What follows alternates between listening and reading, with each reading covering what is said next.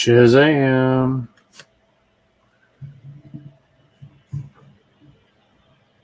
How we all doing tonight?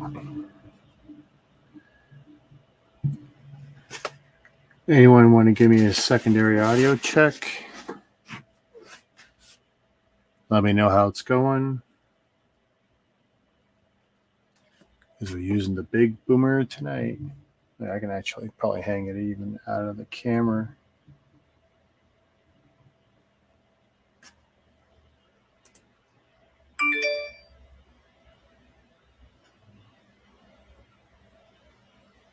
Pizza sounds good. I had ribs though. Ribs and corn on the cob. That's going to be hard to beat, buddy.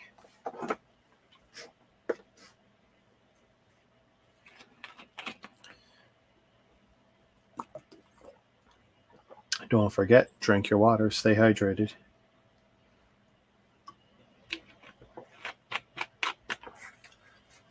So Ken will join us shortly. But for me, it's a work night. Was working at the shop, skipped dinner. Cool.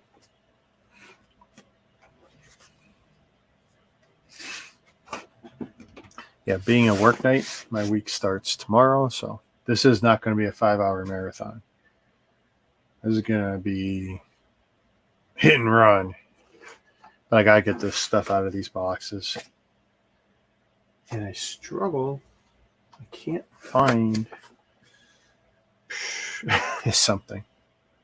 And I've been looking on and off for half an hour. So I don't know. But yeah, I installed this big bad boy the other day. Kind of fun.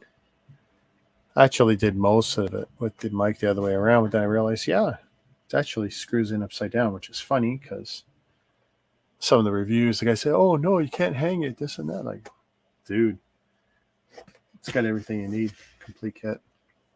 It's even got a pop filter if I chose to use it, but I figure it's nowhere near my mouth. The spit filter, pop filter. Did handles on 2 tomahawks, forage a bit. Hey, dude, tell us that when you come on screen. Better yet, show us.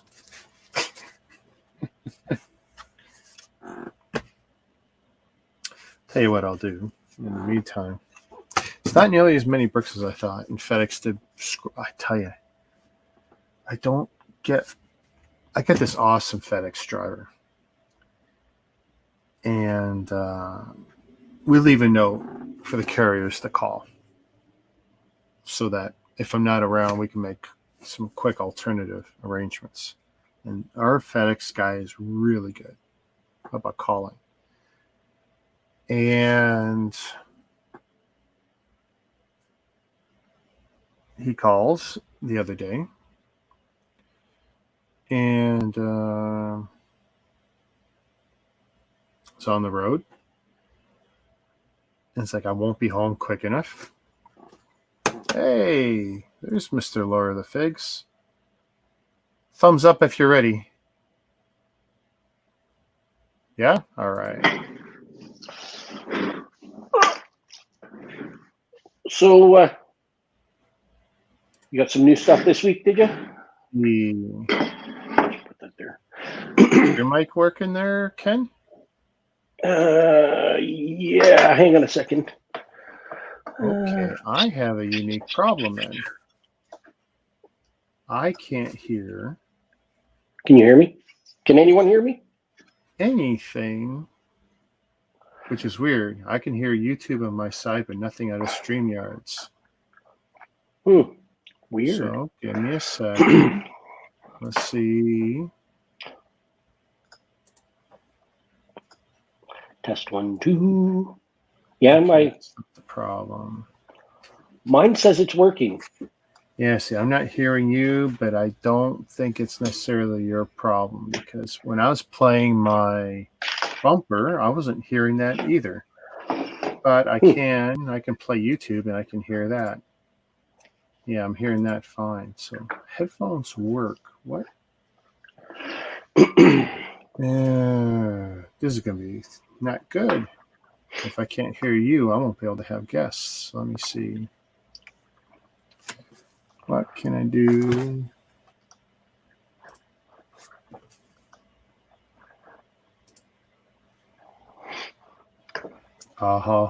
Hang on.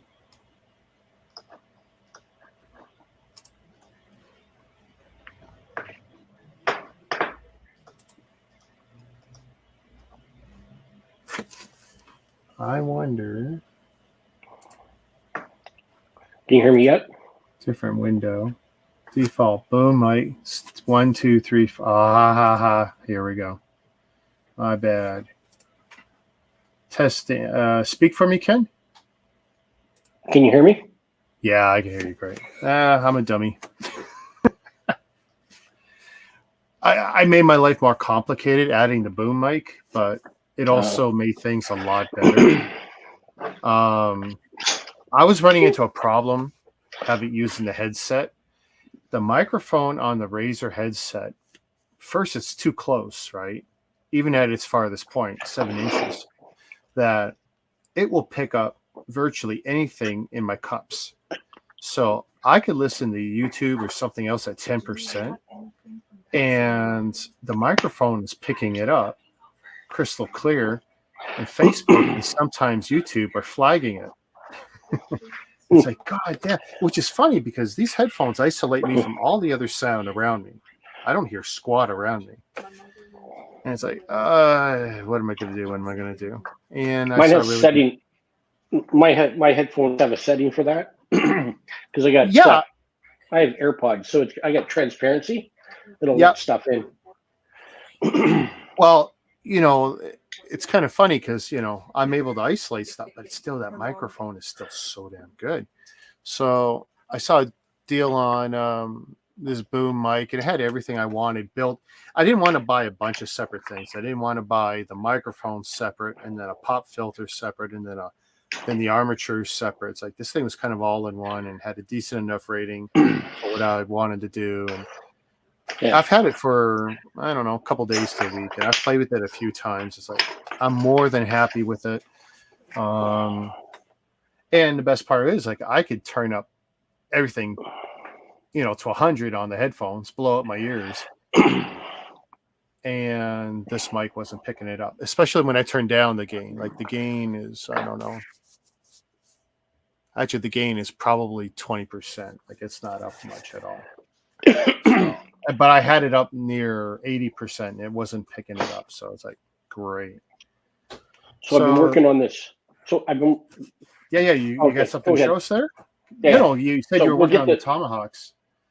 Yeah, I did the Tomahawks. They were the railroad spike ones I showed before.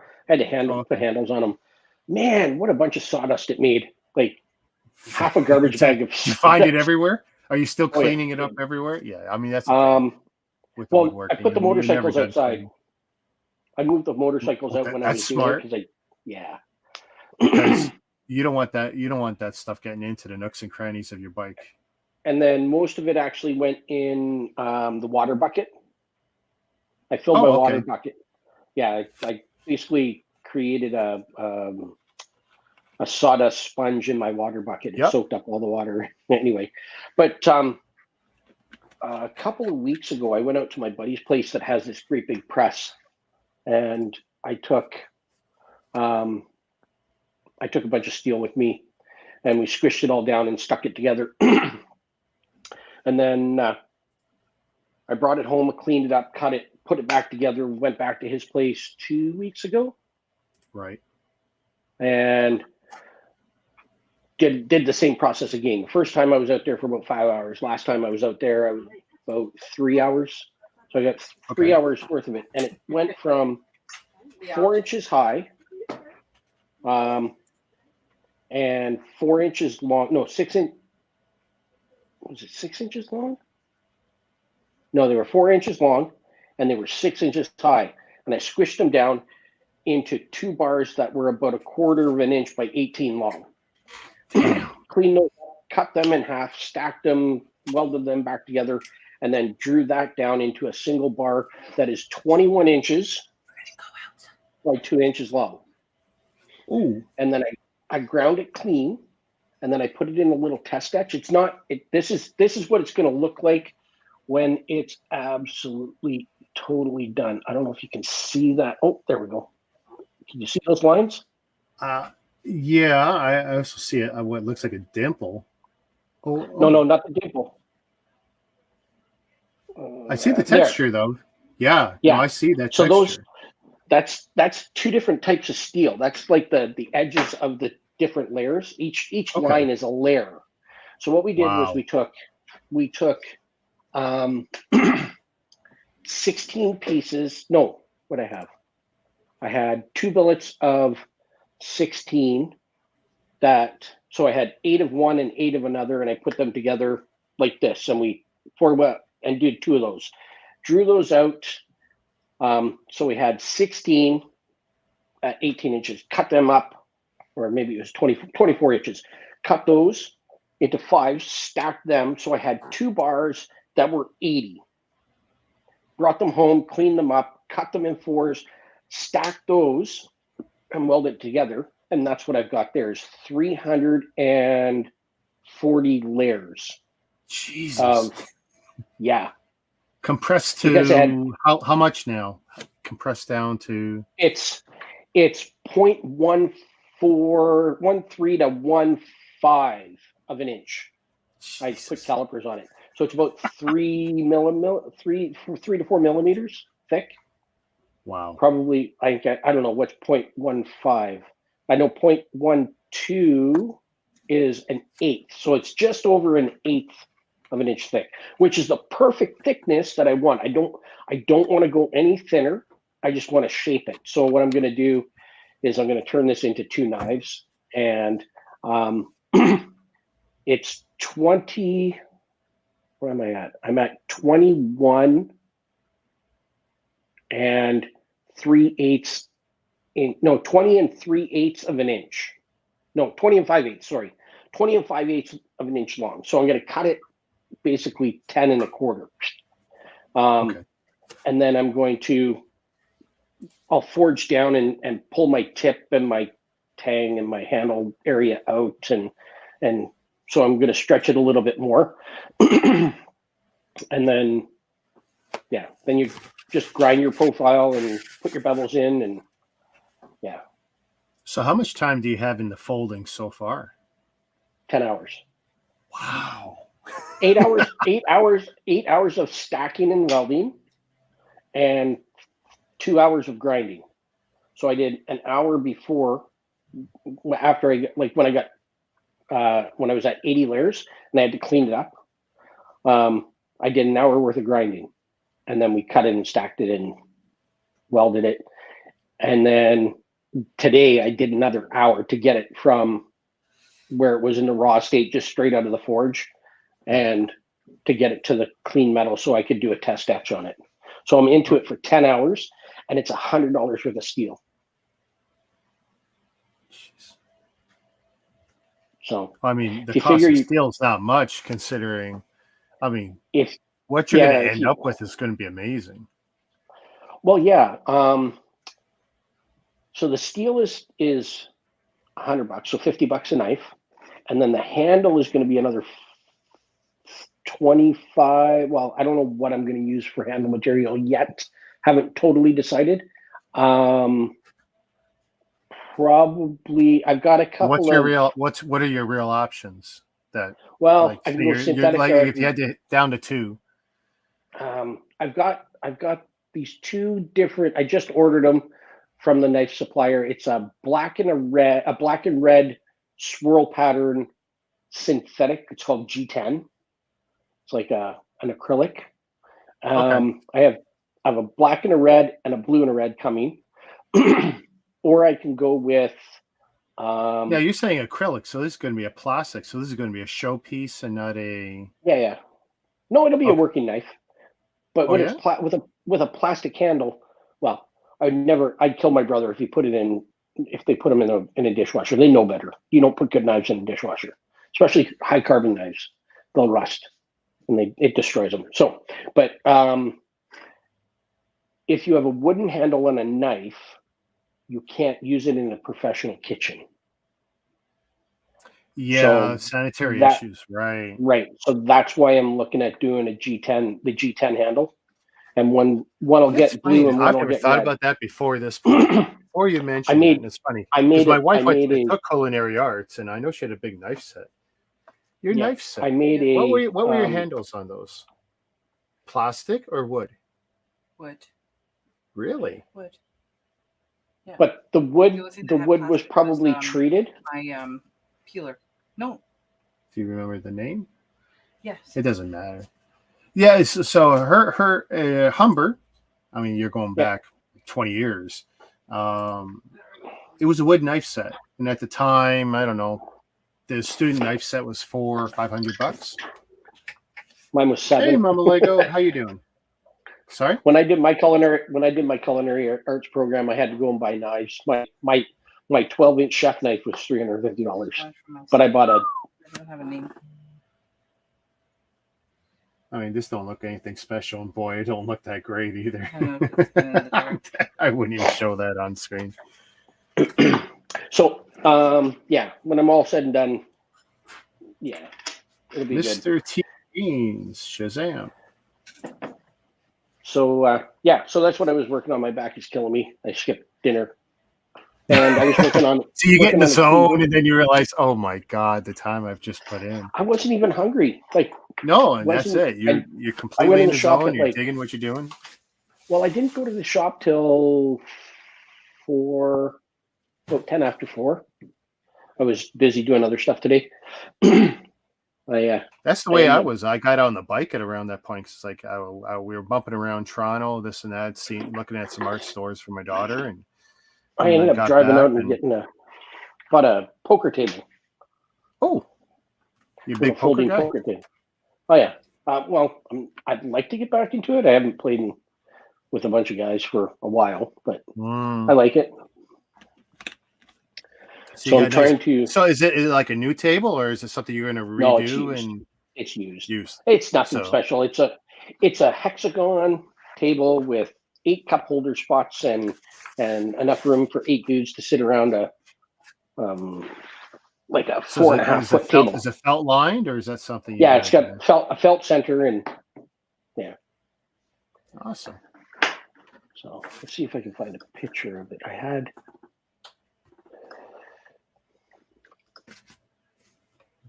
You coming, Pinkett?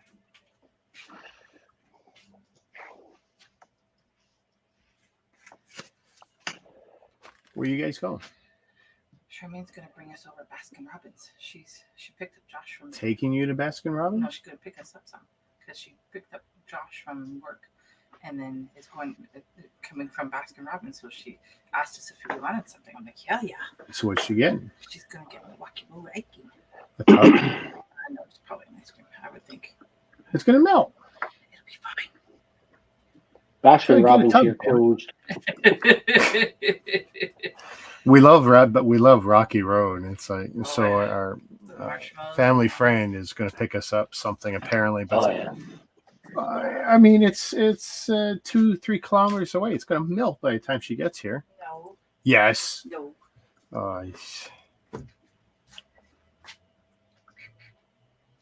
I hope she brings you cones. That'll serve you.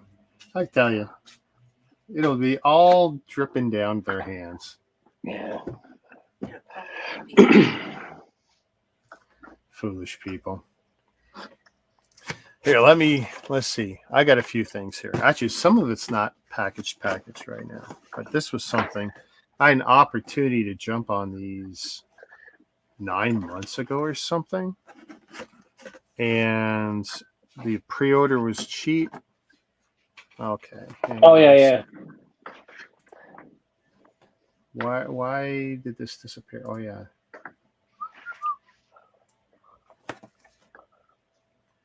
So Yeah. that won't autofocus because I turned off the autofocus. But so yeah, I call it the Fat Boba figure, Yep. and it's nice enough. It's got the Kenner styling. Of course, Kenner doesn't exist. Hasbro bought them out, and I love the aged look of the card. Like they didn't try and make a pristine card. They made I thought, oh, this is no good. I took a good look. Oh no, that's actually the printing. But, Mike makes a killing on those. On retro On those, styling figures, or just the figures yeah, period? the black. It's a great looking figure. Star It's Wars just, Black Series. Okay. Oh well, black is that's a whole other. He beast. he was like, go to Walmart and see if you can find these. I just bought them at mine. So I'll go to my Walmart and like, nope, they're gone. It's like, damn it. Yeah. There. Cleaned up the focus a little. There we go. But it's a great looking figure, and it really cost me next to nothing. It's just the shipping. And I figured if I had that early opportunity and it dried up quick, and I end up grabbing 2 just for giggles. I have no intention of getting back into the figures. I'm always looking at this scale of figure because this is what we fell in love with in 82, 83, whenever those figures had first come out, the original Kinners. But yeah. And then now, while this card is not great, I did find me another. So I was very happy. Yeah, brand new one, black. Card's not great, but I'll be opening them all anyway, so I'm not too concerned. It was the only one I could find. Someone's been cleaning this out because I could see that the new cases are out everywhere, and that's the first time I've seen it, and I was frankly happy to even get it. Like I said, don't really care about the card being great as long as it's in there. I actually found a few where someone would click. I don't know if it's adults or kids, but they steal the dinky cards. It's like, oh, it kills me that people do that. It's so cheap. Why are you stealing dinky cars? I assume it's a kid, but and then Chinese bricks. Now I don't know exactly what's in this one, and now I got screwed again out of another package from China, so I end up getting refunded yesterday. That's the problem. Like, you get these shipping guarantees, and so far it's been good. I haven't got burned. Like, I don't get my money back, but Jesus, it's a pain in the ass. Because I'm waiting and waiting and waiting and excited and. Oh, good. Okay, so another one of those yellow bag mock rookies. Let's get rid of that. And again with the card. Sounds like you're playing ping pong or chess or something. No, I dropped something. I was gonna. Oh, I unplugged it. That's right. All right, a Chinese. And this is one thing I will say. It doesn't matter how good the bricks are, whether they're close to Lego, equal to Lego, or even better. No one has come up with a separator that I feel is superior. It may have more features, but none of them have been as good or as strong as the typical orange yellow brick separator. Lego hasn't been beaten on that. So this is a mock, and okay, so it's got the typical card crap. Okay, blah blah blah. I won't show it off too much. So typical thing, you go online, they give you the code. Right. You get the PDF. I actually have it already because I found out I don't need to wait. As soon as I order it, I can bug the manufacturers and get the instructions so I can look at it ahead of time. So I've actually got a picture I can show you from the last page of the instructions. Okay. Any idea what this might be? You're a Star Wars fan. Well, that's your first hint. I can barely see it. Oh, really? Oh, is it? It's the destroyer droid. That would be great. Is that what it is? Previously I got the IG-11 droid, so I still have to build that. Lots of brown. But is this one the destroyer? No. Oh. brown. Brown. Or is it the commando droid? No. Boy, that'd be cool too. By the way, what do you think of seeing the BD1 droid? Did you see those photos from Lego? BD1 coming from Lego sometime this year. No, I haven't. It's a nice build. And hopefully better than the mock I built where there was clearly some real sketchy flaws. All right, I will show you. Let's see. I did make a picture. There we go. Bantha. Oh, that's cool. Yeah. Yeah, it's minifig scale. You put the minifigs on top. I just got to get my hand on a few extra Tusken Raiders. I might have some. I just got to double check my inventory. I mean, it almost feels shameful to put a Lego minifigure on top of a non-Lego thing, but I figured, hey, this is cool looking. It definitely looks better built than it does in the instruction, but it's really, I mean, that's a nice build. So yeah, I got that to look forward to. That's the only Chinese one. I thought I would have more today. And of course, FedEx. They held so much. Oh, I got halfway through the story. So my nice driver, who is nice, that's why I won't bitch about him. He calls and we make the arrangement. He says, well, instead of taking it to the depot, he says, well, I can leave it at the ship station near you. I go, what do you mean? He goes, oh, the Staples is up the street from you. I go, oh, okay. I've never had luck getting anything out of that place. What's the what's behind the retro Boba Fett that you have? 2 retro Boba Fetts. Oh, you got 2 of them. Okay. Yeah. Well, no, I was sitting there. It's like, oh, it's not limiting what I could do, and it's like, oh, I'll get a couple of them. Yeah. I got someone in mind who's a real big fan. So why don't go away? I'll put it away. I mean, I have no hope it'll ever go up in value or anything, but yeah, I made a big purchase yesterday. Oh, do tell. Yeah. Black Pearl. Nice. Complete? I'm not keeping it. I bought it to flip it, but it's missing. So is it complete? Oh, it's missing. So you got missing anything one figure important? and a flag. And a flag. The flag is that going to be? Well, there was somebody that said that they had the flag, and it's like I can buy it from H.R.H. William off of Lego Collectors. Sure. Yeah. It's got a good rep. Why not? Yeah, $30. And then the figure that it's missing is Bootstrap Bill or something. Oh, okay. And it's about $15 for the figure. So I'm looking at about 45, probably $50 with shipping to get the 2 parts. Now, I only paid $400 for the whole set. Ooh. Okay. I went dark. Why'd I go dark? Oh, there I am. Your lighting went out on you? Your autofocus or auto light? Yeah. Let's see.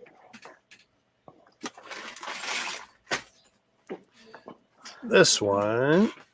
Oh, this one is rare in Canada. Like almost impossible to get in Canada.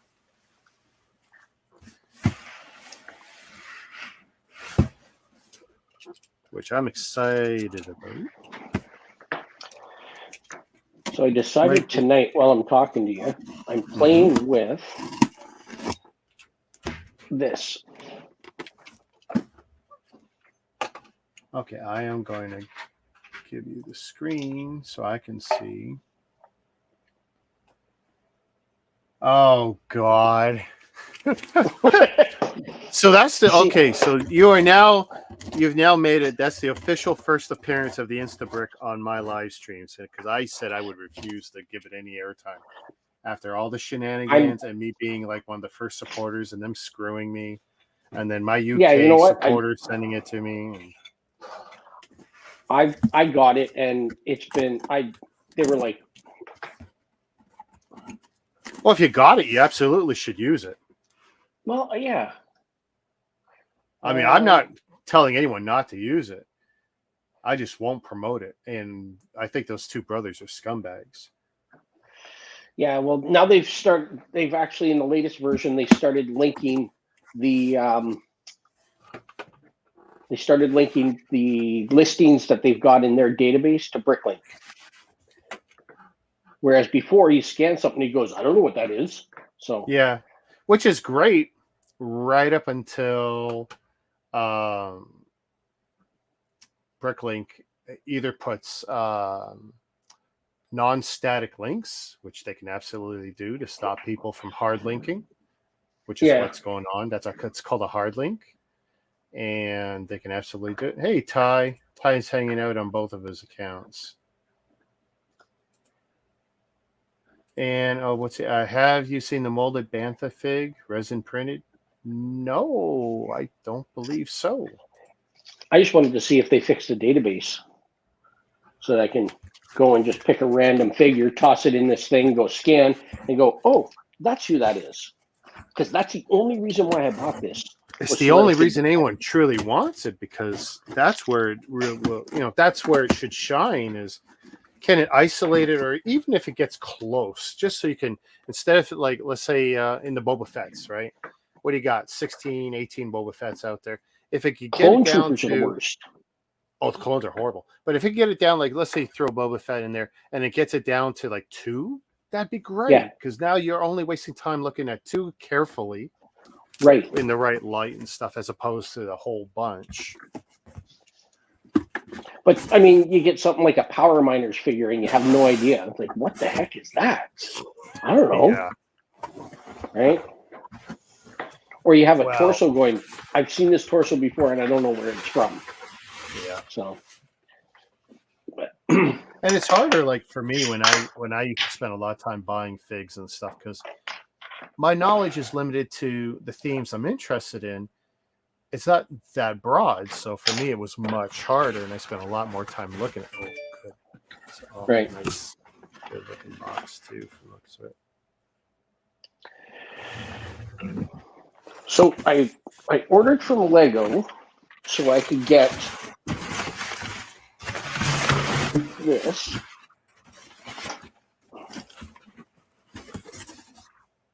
Yes. Yeah. And I ordered this. Hang on. And you got the baby Yoda, Grogu. Okay, so I ordered Grogu. Then I turn around and I see a kid on Facebook, and he's selling a used Grogu. I can't believe they did that to me. They put the sticker in the center. No. Yeah, well, I mean, you know me, I'm a builder, but I'm still going to take pictures of it, so I'll have to see if I can remove that. Heat gun. You know what? I think with the type it isn't even that big a deal. So I got little Grogu. Yeah, oh my God. So I got Grogu, and I paid $45 for him. But the one thing that I like that they did in this manual, and they should do it with all of them, is when you see this, so it says to do to put this part on, then what it does is it shows you down here, outlined in red, where it's going to go. So you're not going, well, that's what Mega did. I don't think they still do it, but Mega did that the first 10, 15 years. They would outline the placement of each piece. Yeah. See that? That's what they were doing. Right? So way better than just making people guess, well, where does it go? Does that go, is it supposed to go on the 6th or the 5th stud in kind of thing, right? So really, really was impressed with that one on that. There's that's the figure Ty was talking about. It's a 3D molded. Yeah. Now, what's the scale of that? Is that going to work? Oh, I see beside the helmet there. So that gives you the scale. Huh. Pretty cool. I wouldn't mind 1 or 2 of those. It's very cartoony looking, but then, so is the creature for that matter. So then when I was up in Ottawa, I bought the trash compactor. Yeah. When I was up there. So I could get a second one.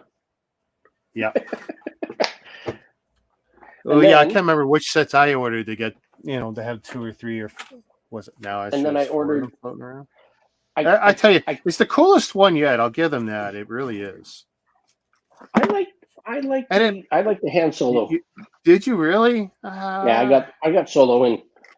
So, but I also wanted. I like this because people won't think Lego. That's what I like. Like I could conceivably put one of these on my keychain.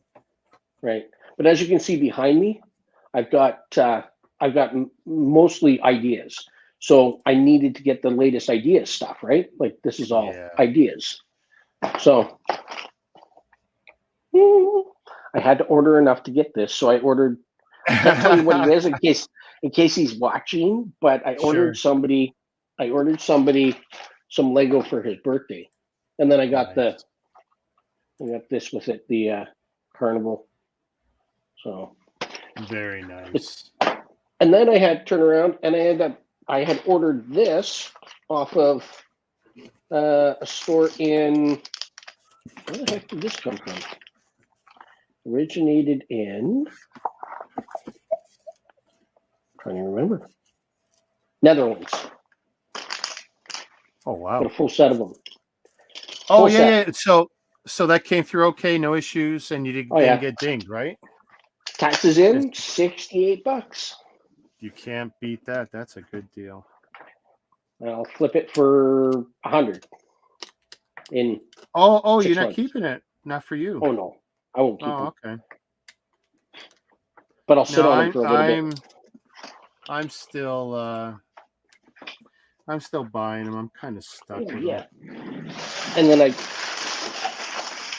I got these for my wife. Oh, the flower. Now, see that I'm envious about. Both of them. Oh yeah. Jeez. Yeah, I'm playing the waiting game on that stuff. I ordered those at the beginning of April. FedEx has got one of my orders hostage, which has that. Yes. Well, because they're playing. So with the story where the driver was nice enough to get my stuff to what was supposed to be the local store. Right. It didn't end up there. First, he sends a message saying, "Okay, I'm going to get it up there in 3 hours." I was having breakfast out, right? It's like, great, whatever. I appreciate it. I just wanted it back at Depot, and the fact he could drop it at my local Staples even better. That saves me a $20K trip. Then he sends another message saying it'll be an hour delayed, whatever. It's like, cool, whatever. Well, 2 hours after that, I go to the Staples, and it's not updating in the system. The FedEx system and the app is horrible. It's a nightmare for me. It's always delayed. The response is crazy, and the app is always saying, try again later. It's just miserable, the experience. Right. I don't know why the app keeps asking me, what's your experience with our app? Like, you don't want to know my experience. It's been horrible. And every time I tell you guys, it doesn't get any better. And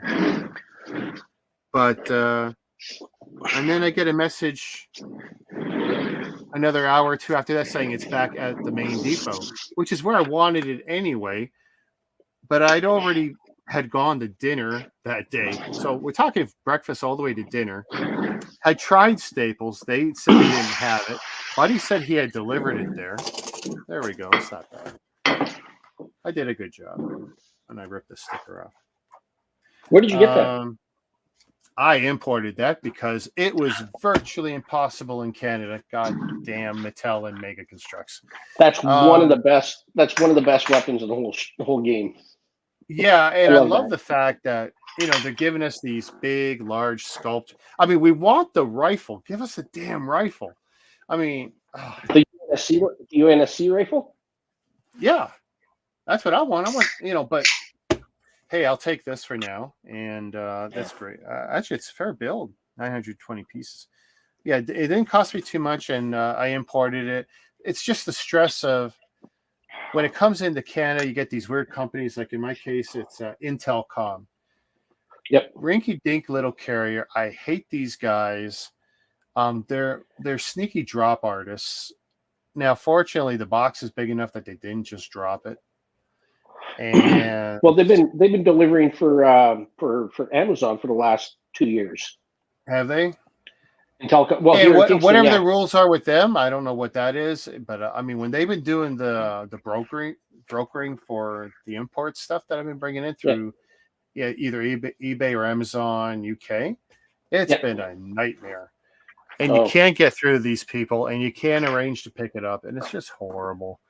But so far, again, I've been lucky that eventually I get everything coming through. It's not like Porch Pirates have nailed me or anything, but yeah, really happy to get this. I actually thought I would never get it, and then an opportunity came up, and I pulled the trigger really fast. And I actually gave up on it 2 months ago because it appeared on all the Canadian opportunities, Amazon Canada, Toys R Us, whatever, in and out in a day. And no one said they were restocking. Toys R Us had no information. Amazon had nobody had any information. We didn't even get it at Walmart at all. And it was like, God damn, I'm going to lose out on this. And I really wanted this because I do like these big sculpture type builds. This kind of stuff appeals to me much more now than anything that's minifigure based. Give me, whether it's the Chinese stuff like the astronaut or this big gun or the Astro Boy, stuff that's a nice piece like for a desk. That's appealing to me a lot more than minifigures or play sets or any of that kind of stuff. Even if there's a consistent theme, it's like, I love doing these one-offs. Because you don't necessarily have to have everything. Maybe you just like Halo and you just like weapons. That's going to be great on a shelf somewhere in someone's collection if you're a Halo fan. And like you said, that's an awesome, at least in the early games, multiplayer, that was an amazing gun to have. And you piss off anyone playing multiplayer with that. So, I mean, I think of everything I've ordered recently from the main companies, this one, I'm really tickled. If you have not seen the TV show, you need to see the TV show. I still haven't, only because... So what I'm doing is I'm being strategic about it. I'm waiting a little bit longer because I hear there's some other series that are going to be on Paramount Plus, and then what I'll do is I'll commit to a month, and I can watch that through Amazon. Well, there's already 3 that you can binge on there. There's Halo. There's 1883, which is that's the Yellowstone prequel. You're right. What else is there? And it was awesome. It was absolutely awesome. Which I don't doubt. But what's and then there was the one that I was in, which is Mayor of Kingstown. And it was pretty good. And you getting your kickbacks every time you plug that? No. I wish, when I was in college and, I was on RoboCop and Forever Night and all that stuff because I got to do walk-ons, riding my bike through it. There's a scene. It's not. Might have been Forever Night because Forever Night was a detective drama using a vampire, and he always had this excuse of he was the night detective because he had this skin condition that he couldn't go out in the daytime much unless he treated his skin first. But there was some scenes in the daytime, and there's a scene with a streetcar, and I'm. What's weird is I'm in it 3 times in like 4 minutes. But I'm going the same direction each time. The editing was so bad. Yeah. And they kept telling us, can you ride by? Can you ride by? And they fed us, right? It was cool just to be in a production. And you didn't expect much. I think they gave us like, $50 for the day plus food and whatever. It wasn't much. Wow. I got paid, but when you're a kid, it's cool. I got paid really well for my time on the set. Yeah? Oh, yeah. Yeah, and of course no name credits either. So it's like, yeah, I get it. Whatever. And then actually it was kind of cool because I let's see. On Forever Night, they literally grabbed us as, hey guys, you want to make some money today? Yeah, sure. Ride by again. And we're gonna hold you for an hour, and an hour became 5 hours or some bullshit like that. But but it was okay. When I was up in Ottawa, I bought one of these with some minifigures, built some minifigures, right? Oh, and I got one was Chinese Lunar New Year figure that I kind of patched together for the wife, and then I did him Nice. and her. Oh, I But like the only that. reason why I did them was because you got one accessory with them. Ah, what are the pigs going for? $5 each. Jesus. I mean, that's your money right there. I can Done. sell those for $5 each. Yep. And they came. But I'll tell you, you with go to the some of the minifigures. stores and they don't care, and they'll let you put 15 items in that pack, regardless of what it is. So if you could squeeze in 15 pigs, you squeeze in 15 pigs. They just count parts as parts. Some of the stores, they just honestly don't give a crap. Really? So, some of them, yeah. I mean, people have walked out with all kinds of great stuff. Yeah, I guess. You catch the right Lego employee at the right time, and some of them, they just don't care. So Ty's asking, did any of us catch the re-release of the Ulysses Space Probe, the yellow box?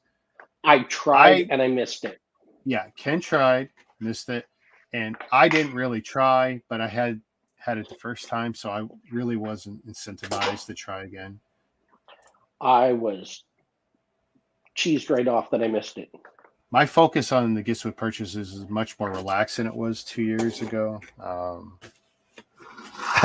That being said, I will switch the focus back. So, totally hunting gift with purchase. And I wanted to get some more sets that I want as part of my collection, but there was no desperate need to get it right away unless there's a deal or a gift with purchase or a discount from somebody, Amazon, Walmart, not Lego, because Lego never gives us discounts anymore. You remember those days?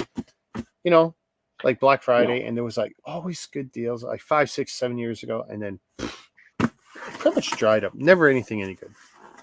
Not for me, anyway. Ooh, very nice. And of course, only buying sets I want anyway. So, let's see. Oh, good. I got my autofocus turned back on. What is this? Boba Fett's throne room. And of course, a lot of people would say it's a poor set and needs to be fixed. And that's okay. If I feel so inclined, I'll fix it. Yeah. So, because I could have got this last time. And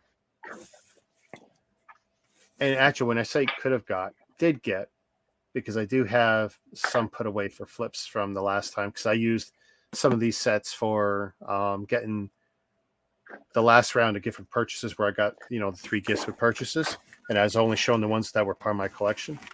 So, right.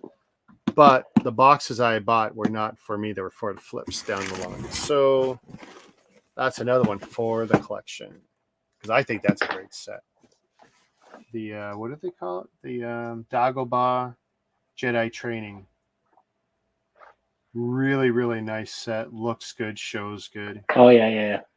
With or without the figures, I think that would have been a nice set. And you could even argue like this, they could have scaled it up, and without the figures. And I think I would have bought it anyway. I don't know if that's just because I'm a Star Wars mark or what, but if they had done it well, I probably would have bought it anyway. And then, like you, I was hunting the gifts with purchases. So, what do they call that little one? The Children's Amusement Park, because I did think that was nice. Yeah, we're gonna go. I've got it right here.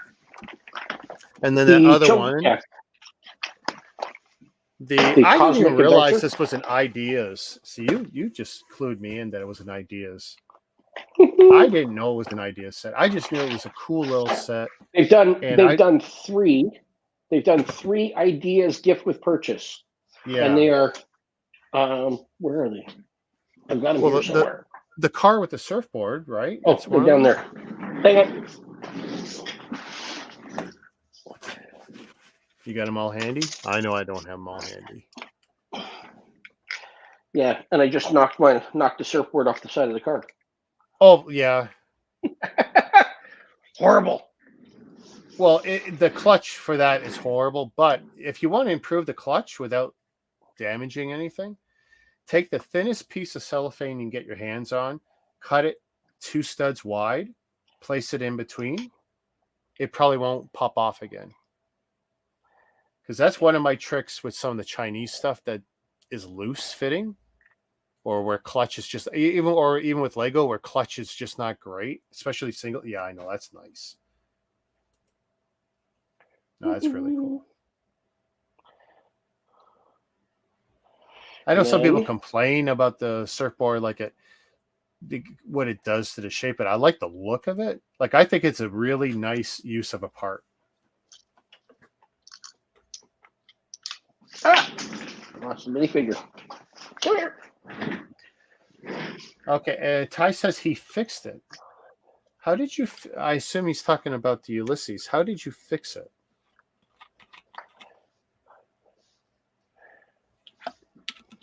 I'm curious. What? Yeah, well, when I saw this gift with purchase, I know that one is so cool too.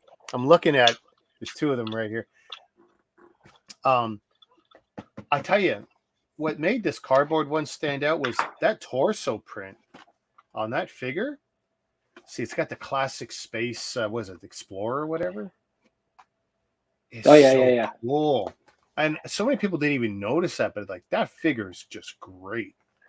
And this came with stickers. Yeah. This came with nickels. Nickels. Oh my goodness. Because it's the space rocket ship ride, right? Yeah, Ty said he fixed Boba's throne. We've seen that. Ty showed us pictures like a month ago, I think. I'm pretty sure it was Ty's. So, and then it's got this one's got the to make it go. I know, isn't that cool? I think anytime that you can incorporate a little bit of movement, it just makes such a great difference. I've got an extra motor that I was gonna connect to it. Oh, that'd be okay. Power motor. Power function it.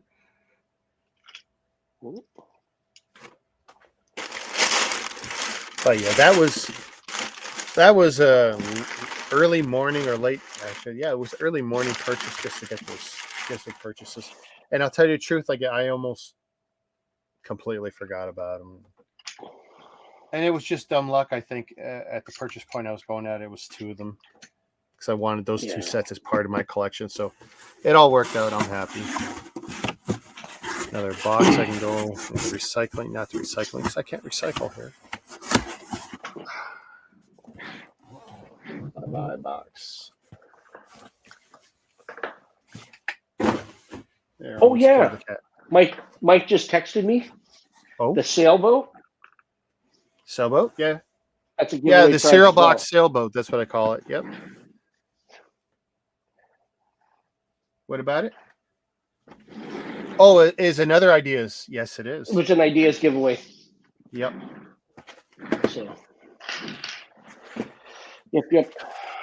It's good for people fact checking me. Otherwise, I wouldn't know what I'm doing.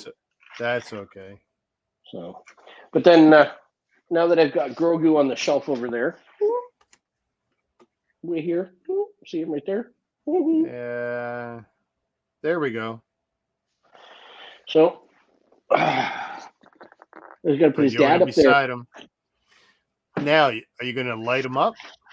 Oh yeah. Oh yeah. Got to.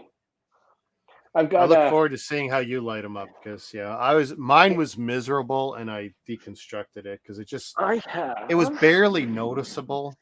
I used EL wire and it was not that great a quality of EL wire. I should have just gone with LEDs, but it would have been so much more work. And I thought, oh, this is great. I'm just gonna use EL wire. I'll have it the right length and stick it in there, and it just barely lit up. I have a couple sets of these. Oh, you're ready to go. Get that.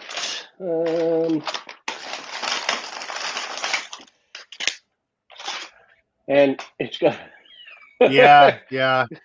No, I got these remotes coming out of my ass. I got them everywhere. my desk, because of the position in the living room, one of the things I done was I actually did the perimeter of the desk. So it's got a very, very soft blue underglow at night. I like it, Right. just so there's no way to hit my desk. None whatsoever. Right. If you hit my desk at night, you're doing something really wrong. You're walking with your eyes closed because it's just not possible. Just trying to remember which one's which. I got two different versions of this thing. I don't know which one is which. I have to plug them in to find out. Hang on a second.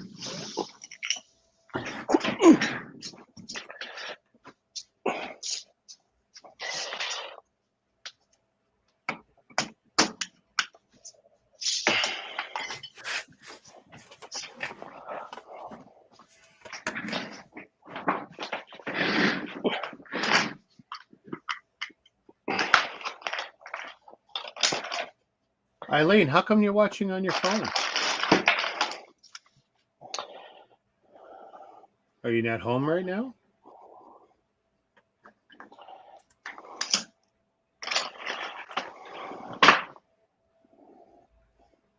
See, I'll listen to YouTube stuff on my phone. I don't like to watch it on my phone just because even on, the biggest iPhone, it's, any fine details you're still not going to see.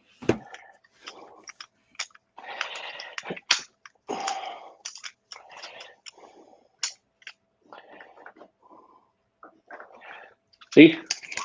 I like it. But it also Now, do. What's your plan though? Because what are you just going to do? Stick it behind the bricks? Because I don't know what I'm going to do yet. Yeah, I mean, you're going to have to do some surgery if you're going to put those LEDs inside. And you might have to sacrifice some bricks. I mean, there's so many ways to go about it. I just didn't want to damage the brick, which is why I thought EL wire, because it fit right down the cross hole, and it was perfect that way. It just barely showed up. Your LEDs are super bright. Oh, yeah. Can I dim them? Oh, for sure you can do them. Hey, Jordan, how you doing?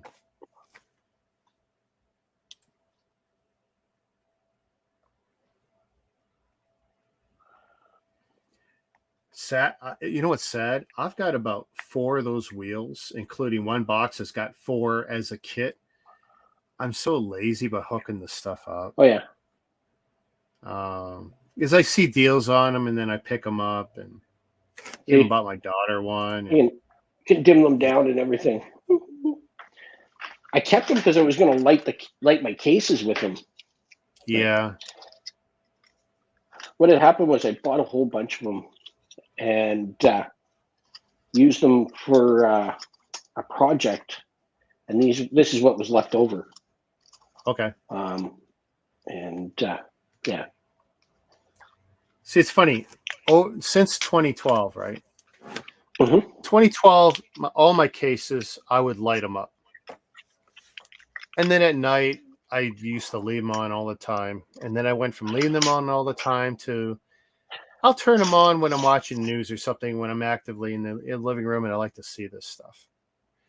Then I got to a point where, like, the case I'm looking at now, I don't even turn them on. I probably haven't turned them on in a year. And it's like, I don't even know if I'm going to bother putting LEDs anywhere else. I don't know. Right. See, this one here, I got to do a little surgery to this too, which is I can take these and I lay them down side by side. There we are. Lay them down side by side, and then I would just drop a little drop of solder on them. Yeah. Ding, ding, ding. And then I can I've used solder pens with a lot of success. I know a lot of people would say don't ever do that, but for that application, I would just heat up my iron sometimes. I just drop some solder on there, and there you go. And then I get this tiny little 6 LED thing that I can possibly put inside because I don't know. I mean,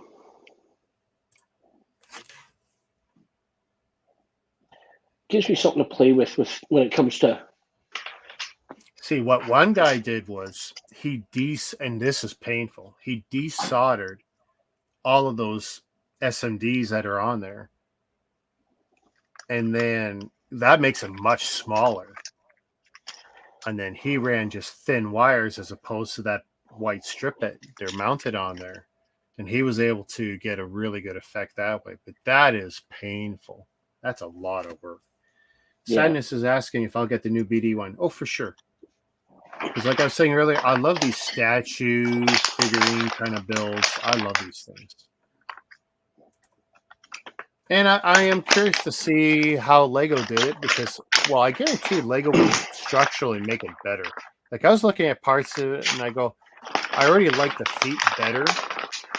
But I haven't looked close enough at it to see, is it self-supporting or did they make a stand? Because the one I built technically can stand on its own, but if you breathe on it, it'll fall. If you didn't put the stand there, you'd come home the next day and be crying for sure. So I have these other ones, and they're more like a Christmas light kind of one. Sure. Because when I connect them, instead of having one LED that can do 3 different colors, it's got, come on, if I can get it to connect. Come on, there. It's got 3 LEDs, right? Interesting. So it's got, so if I were to really want to do it with this other one, and this other one, it's much smaller when it comes to the, because each LED is, right? So Yeah. I could actually desolder everything except like the red. Well, I don't know. I mean, this tape is a lot thinner than. Here's the difference in the sizes.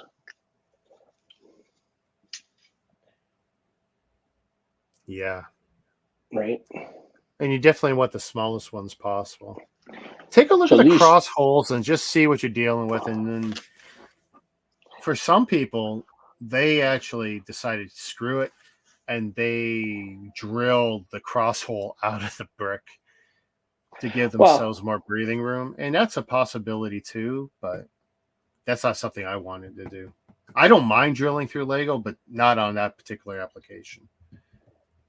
Yeah, I don't know what the makeup is on them. So, but anyway, I can go either route with it. I haven't decided. I have plenty of options, so we'll see. There's also a lighting kit you can buy that fits inside, and it's only $35 or something. So that could be interesting. I've actually got it on one of my Amazon wish lists.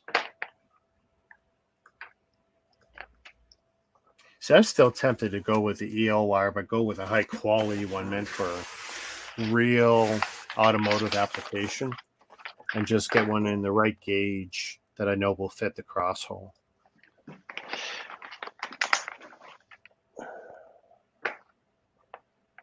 Oh, sorry. It's Berksmat LED lighting kit for Yoda, and it comes with a remote. It's on sale right now, $50.39. So ooh, that pisses me off because I know what this stuff costs, and that just kills me with all the soldering I've done over the years. Like, yeah, that's a lot of money. I would love to see it and just reverse engineer it because it isn't that big a deal. Yeah. Especially when you could, $15, $10 soldering iron, some flux, a solder sucker for your mistakes. Solder sucker? I don't make mistakes. Oh, more than once has gotten me out of a bad spot, especially when you back in the Xbox days where I'd be doing mod chips and stuff like, oh God, gotta fix it. I had to do a 2-week soldering class when I first got back in the military. They're like, yeah, we're going to go to soldering. And well, what was the first thing we did? Oh yeah, basic math to get us up to speed, and then shop safety, and then we went over to soldering. I'm like, okay, this is for our electronics course. Right. So I did the soldering. I go in there and I do. They're like, okay, so this is what we want to do, and I said, can I just do it? And they're like, you know how to solder? I said, I've been soldering since this was 2007. I said, I've been soldering since 2001. So I've been doing it for like 6 years. That's about when I started, because it was the like, first Xbox. That's when I started. Soldering? In a real way, that's when I was soldering. Anything I'd done before that, I don't count, because it wasn't real. I said to them, well, they said, well, what were you soldering? I said, well, on City Street, I had to solder for my job. I was soldering everything, plugs for headsets and microphones and fixing radios. And you're fixing radios? I'm like, yes. Like, actually, not just plugging it into this thing and replacing the module card like they do. Like, yeah. So I was actually fixing, like, oh, that transistor's blown. Okay, desolder it and put in a new transistor and save the $1,000 radio. You know, it kills me today that, nobody, the kids today, a $5-10 multimeter doesn't have to be great, and you can test, end to end, and go, and you can very quickly isolate where little cheap problems are. Yep.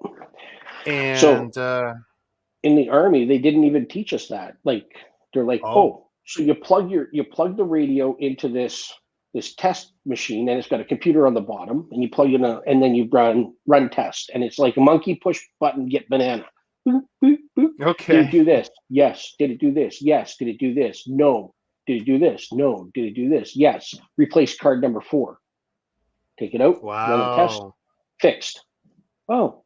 Okay, so what do you do with the card? Well, you package it up and you send it back to the depot. And then depot fixes it at third line. Okay. First line is out in the field. And if the radio breaks, you take the radio out and you put a new one in. And then when you get back to the shop at your work at the base, then you do your second line maintenance where you test it and it says, oh, this is wrong. So then you replace the card. Right.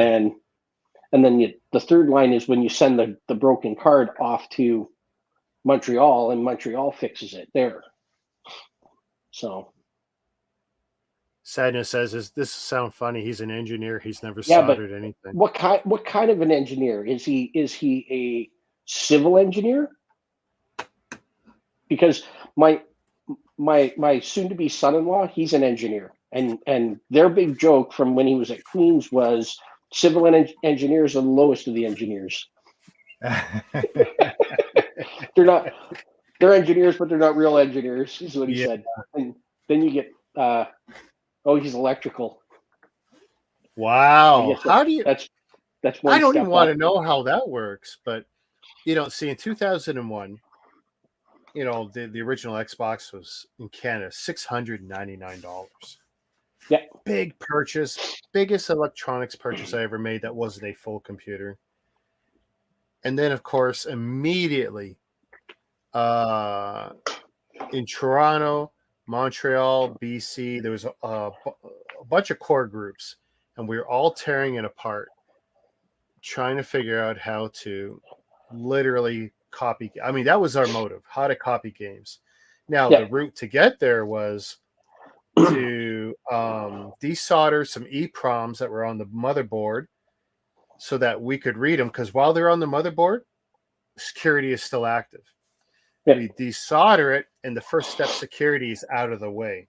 Now it fails, but we could bypass that. We knew how to bypass that. So it's like, okay, we'll get it off. I'm not going to try and kid anyone. Me and my group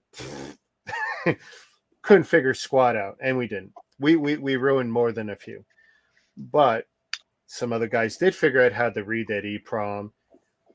And of course, stuff was unencrypted on it. They were able to come up with a new boot ROM that would basically bypass security check. We could flash then all new Xboxes with it. Now, if we could give everyone the skills to solder and do all this, this would be great. That wasn't practical. That's where the mod chips come in. And easy.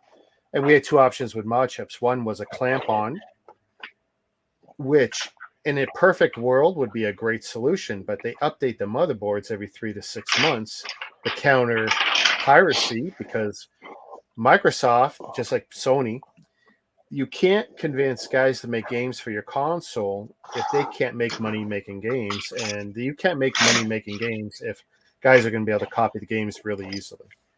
Right. So there was always minor revisions to the boards that would stop us making a clamp on, but some guys made clamp ons or twist ons, because some of them would literally screw down and 4 pins would go into vias that were sitting on the motherboard, and you were modified. It was great. Booted up and it was perfect. The best chips were always the solder ones. In the beginning, 2 wires. The worst ones, in the beginning, 15 wires, and we got it down to 3. We learned how to bypass it real simple. But I tell you, that first time when we got that Xbox, the first boot without crashing, and then the first time we got a burned game to play, and of course the one I got was some sort of hard to get regional game. That was the other thing, of course. We're breaking the security. We could also make it region free, and we make it region free. And it's like I was able to play a game I could not import because it wouldn't play on the local unit anyway. It wouldn't play on the NTSC box. It's like that 3 hours of soldering and desoldering and testing over and over, wash, rinse, repeat. I bet you that same motherboard, I don't know how it survived by any level of reason. I probably fried something and didn't know it. But I bet you I hit that board 12 times in the same handful of spots over and over, thinking, oh, I got a cold joint. Let's test it. Like, something ain't right. Maybe I crossed 2 points over and over and over. And at 3:30 in the morning, after two of my buddies had gone home, and it's like, oh my God, it booted. Oh, it's playing the game. It's not crashing. It's not overheating.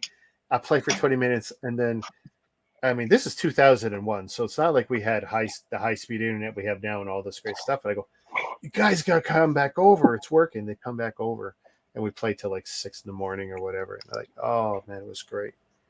Yeah. Kids today don't know what it's like, those old days when we were soldering and like you were playing with the radios, and even 10 years before that when we were doing like the first BBSs and using phone modems for the first time and connecting to someone else's computer and seeing their contents on our screen. Yeah. Like, those were great days. The first time I ever put a modem where I opened up my computer and it had the sticker on it that said do not open because you avoid the warranty, but it was the only way for me to add in a sound card or add in a modem. And I take the 4 thumb screws off, take the shell off, and it's like, oh, what's this? And it's so dummy proof. You just put it in, it's plug and play practically. And yeah, I took people don't know what that's like. I took a computer tech course in '99, and I ended up building. Everybody would just give you their spare old, worn-out computer stuff, and I think I had at one time I had built like, well, the average was Pentium, like a Pentium 166 kind of thing. So the old computers people were giving me were like 486 100s. Yeah. So I would rebuild them. I built one with a guy, and I gave it to him. His wife was my oldest daughter's daycare worker, but she's also good friends with my wife and my sister-in-law. So I gave him a computer. I had an old color monitor, a little 14-inch, 15-inch monitor or something, and keyboard, mouse, tower. And I had loaded it up. I think I had it might have been like a 10 gig hard drive or something at the time. And I put Windows 95 on it. Totally pirated. I put that on there. 10 gig? I don't think it was 10 gig on. But Windows 90, and I bet you only had 4 megabytes of RAM on it too. Because 486, like chances are, you had 4. Or 4 was average, 8 was nice, and 16 I think I had it for up to Pine 32. I had really? Yeah, salvaged 32 enough that I megs of could. RAM on it. Wow. Yeah, I had four 8s in it. So, and wasn't even the greatest video card, just like some NVIDIA card or something, the really basic one, and a sound card. Anyway, I got this thing running for him, and he was a teacher. Sure. And he had to do all of his marking and everything at school because he didn't have a computer at home. So I gave him this Windows 95 computer, and this was in 99. Mm-hmm. So 95 really wasn't that outdated. We were just barely into Windows 98. They hadn't even come out with second edition yet. So and he was like, first time I had ever given anybody anything like that. And he's like, Windows 95? I never have to work at school anymore. Like, he was so excited that he didn't have to do any of his grading at school. He could do it all at home and everything. Like, yeah.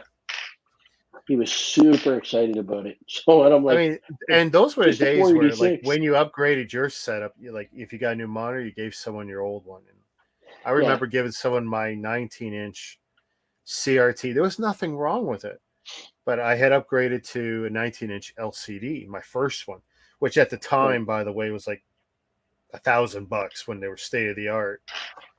Yeah. And then when I paired it when I bought a second one a while later, same make, then it was $600 for the second. And then when I bought the third one later, I think we were down to $180. Like, it dropped really quick. Like, buying a new monitor technology when it's brand new is stupid. Yeah. Like, really stupid. Well, when I took my course, the one thing we didn't get was a monitor. We got a tower keyboard mouse when we were doing as part of the course, and we built the computer as we were doing the course, as we went through the course, and we ended up with an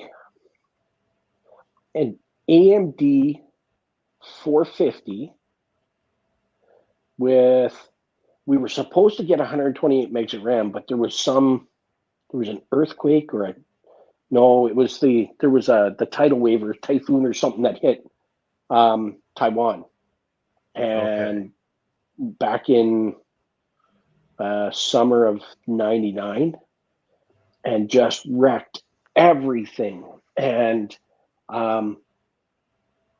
RAM prices went through the roof because the factories were all shut down. And all of a sudden, we could only get half the RAM that we were supposed to get with the price that was allotted. So we ended up with 64 megs of RAM instead of 128. So, but yeah, I think we had, I think it was the big hard drive, so like 64 gig hard drive, big, massive at the time. Wow. Right. Yeah. So, but my first real hard drive on the 386 was 121 megs.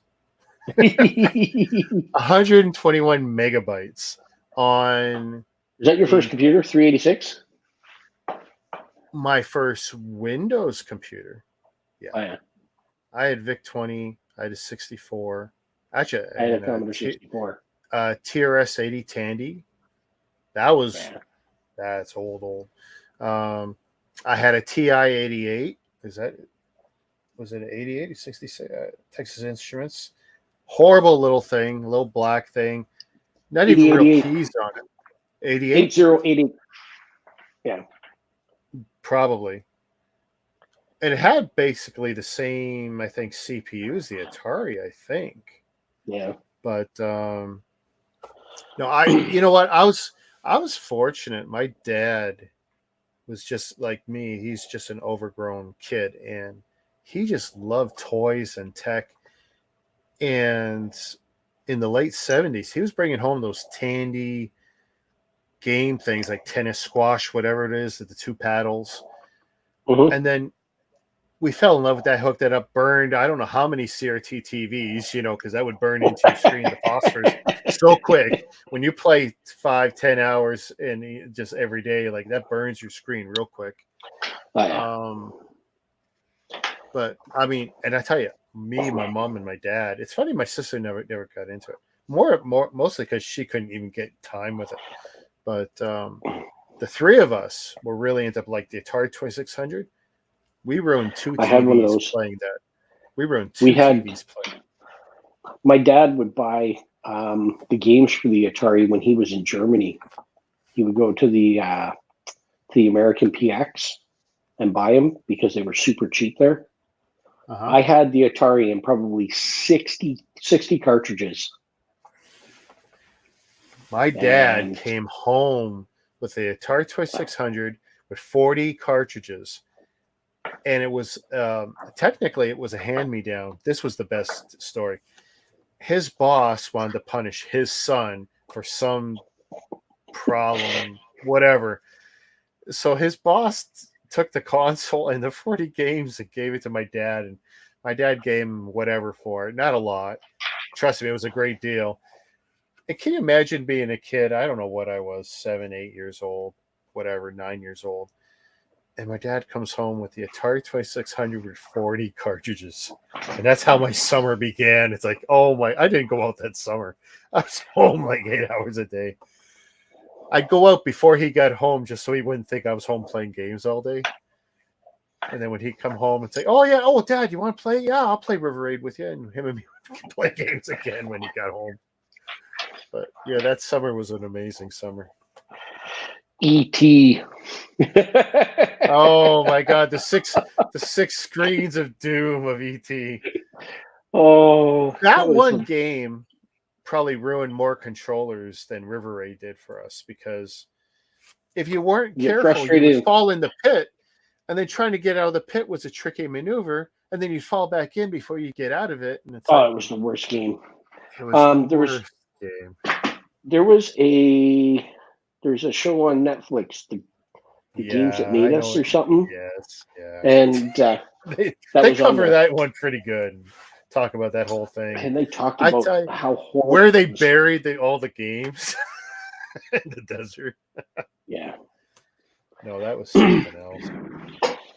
So, what time is it? There was a lot of guilty. Oh, it's late. Oh, thanks for hanging with me, though. I appreciate it. It's been fun. So, this is probably going to end up being closer to a once every 3 weeks to a month thing, just because, as you can see from my laundry, I'm all into cycling now in a big way. Cycling? Cycling. Oh, cycling. Yeah, no. I mean, yeah, trust me, I even looked the part. Like, see, my issue is if I were to get on a bike and I bike somewhere, I would bike so far that I'd be absolutely exhausted. And say I bike 50 kilometers. I go from A to B and it's 50 kilometers, and then I'm bagged. I'm like, now I got to go back. Trust me, there's a mental component to it. Like even today, because I waited so late in the day, not that I did anything physically exerting, during the day, but it's like, because I did it after 4, it's like, okay, it's a work night for me, this and that. I don't want to blow up my legs too bad, but I still want to if I just go out for an hour, I got a path near me, and I could do one lap, 45 minutes to an hour, depending on how I push myself. And it's, and depending on how I approach that lap, it's 13 to 15K, even 16K, because I can enter at different points.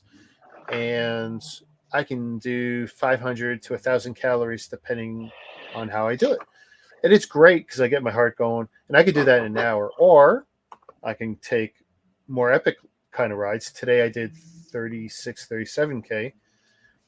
Dufferin to Royal York to the lake across to Ontario Place, and basically Ontario Place straight back up Dufferin. And that was 37K in 2 hours. And of course, the return trek home straight up Dufferin is uphill. Aren't you concerned about traffic? Being a Toronto boy, it's not a big deal. Depending on the routes I'm taking, like, so at the time of day today, Lawrence wasn't bad. And then I get to Royal York and there's no traffic. And it's Royal York's dedicated bike lane. And then I get to the lake and then I stayed on the path for the most part. So it wasn't bad. Now I'm working up to that Niagara Falls ride. And that will definitely be one of those rides where I'm not even worried about the return trek because I'm not returning on the bike. I will get picked up. I'll do the 130 to 160K one way and then come back by car. But that's what I'm building up to. And honestly, I thought I was going to do it Thursday morning. I woke up early enough. Yeah, I woke up early enough to do it because I felt strong. I'm already at the weight I want to be to do it, and I'm already in the physical shape because I'm doing 30K rides, 40K rides, 50K rides. I'm not even winded anymore. So for me to more casually approach a century ride, anything that's over 100K, not a big deal because I know how to pace my body and stuff. My only real concerns with the longer rides is how much sun exposure. For me to do a falls ride, I have to leave home in the dark because I need, ideally, because it's too much time in the sun. And you just don't want to be out in the sun 8, 9, 10, 11 hours. My best time ever was 9 hours. That's 8 hours riding, like 7 hours, 55 minutes riding one way.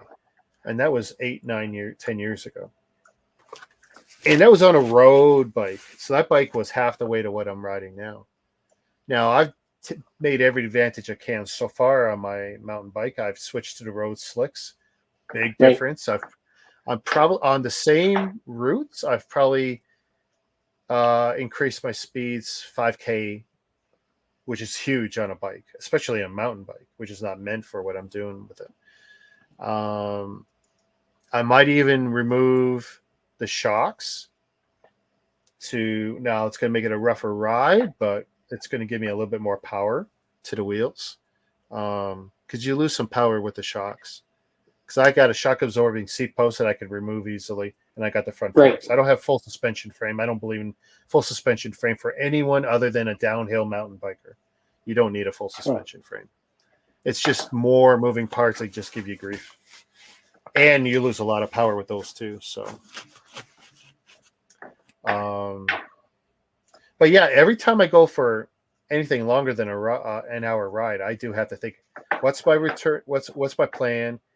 What's my return trip going to be like? Because as soon as I'm 3, 4, 5K away from home, I'm in trouble. Because in virtually every direction, I have to climb to get back home. Because I'm pretty much at the highest. I'm at the highest point in Toronto for the most part. It's all downhill from here.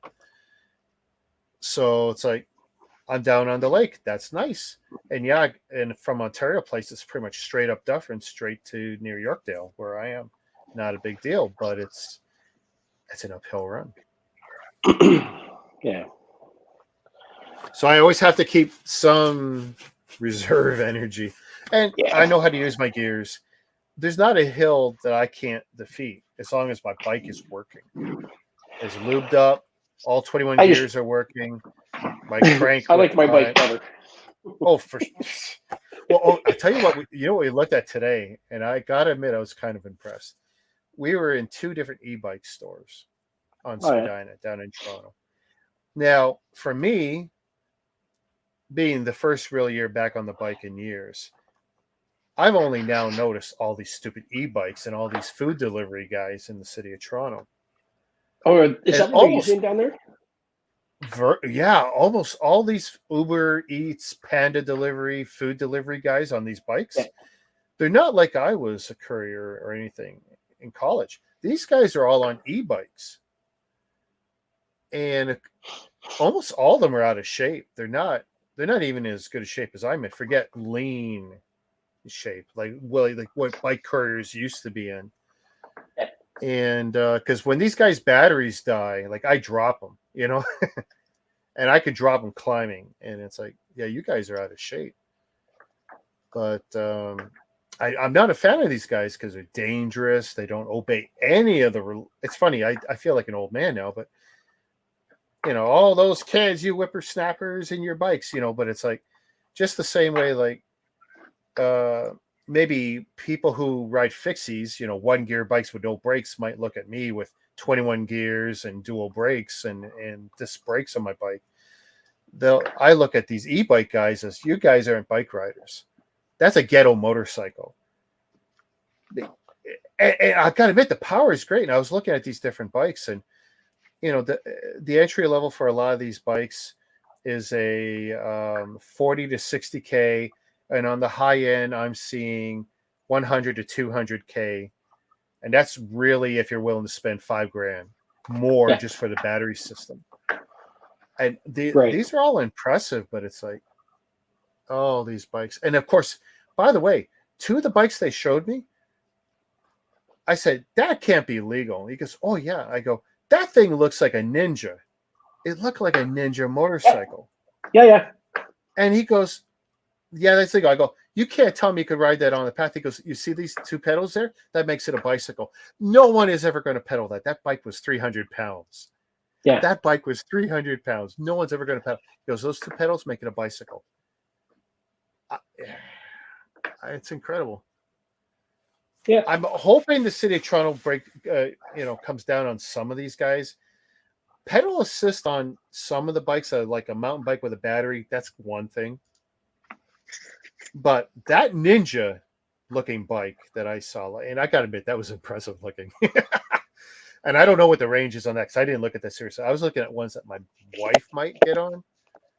And the one I was gearing, trying to move her towards is a mountain bike with a low top bar so that she could get on it comfortably. And then she could go for rides with me. And I told her, I said, you'll smoke me until your battery dies. And then after that, you got to think about it. But given the range and the batteries we were looking at, like, she would never go that far on a bike anyway. Like, yeah, she probably would never drain it out before charge. But then even riding it's a little bit different because, see, if you're not pedaling, you're not supporting your weight. So now all your weight is on your crack, on your ass bone. That is not good. When I'm pedaling, well, first, I'm out of the saddle a lot. I do a lot because I do a lot of climbing. But even when I'm on the seat, I would say more than half of my weight supported by my upper legs. That's why I've got a wedge. My seat on my mountain bike is thinner than most road bike seats because that's something I carried over. When I got rid of the Trek and I had a high-end seat, that's one thing. I put the stock seat back on the Trek to sell the Trek years ago.